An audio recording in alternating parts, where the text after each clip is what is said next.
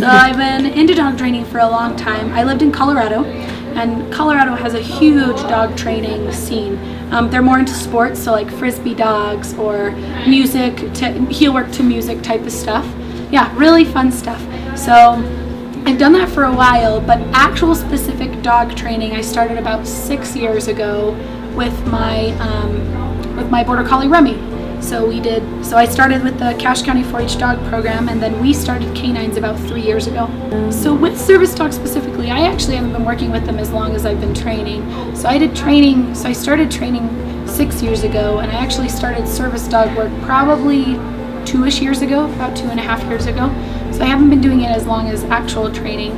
I got into it because through canines, so many people were looking for service work. And so we started finding different programs for diabetic alert dogs, for hearing dogs, for guide dogs, that type of stuff, and really working through skills that way for how we could create our own service dog program. A fully trained service dog typically takes about 2 years. 2 years? Mm-hmm. It depends on the dog, and then you typically are managing and maintaining skills throughout their life, but typically it's about a 2-year process. Me specifically, I've done guide dog.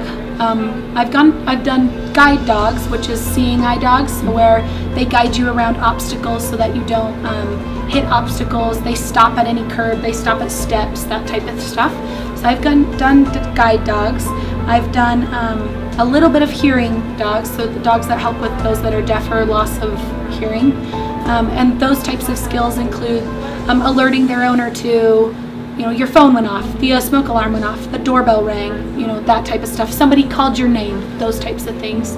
I've done psychiatric service dogs, those that, we have to do interrupt and redirect. So those that do self-harm behaviors, those that might have PTSD, those types of behaviors. And typically, again, those are alerts, those are blocking from people, making sure that their owner and handler stays safe.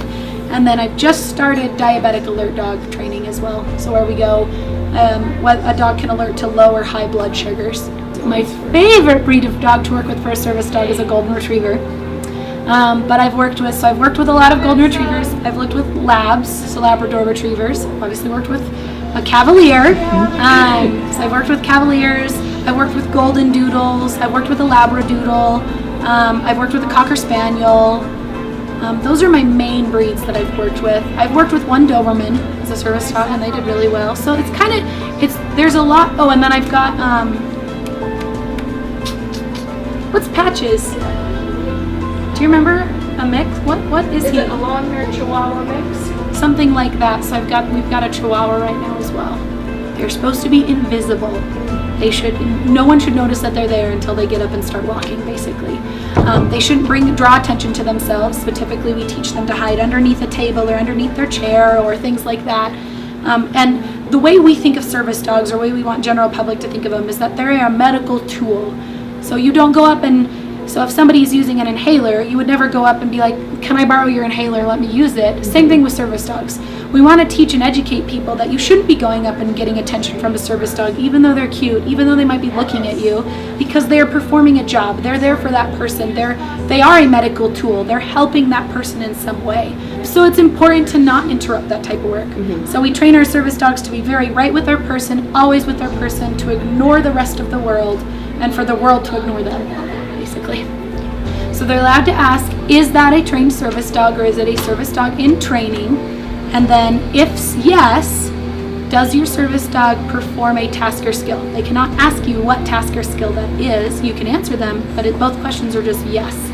So they can ask the skill, like, yes, my dog alerts me, but they can't ask, well, to what, for why, what disability do you have, type of stuff. Yeah.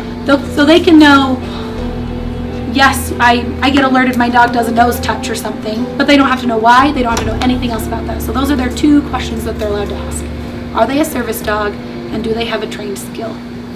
And for the record, Rachel's coworkers, or employees, rather, that's what we want to say, Rachel's employees know that she's the most amazing trainer in the whole valley. Oh my gosh. I'm dead serious. You can print that. Okay, I'll have to put that in there.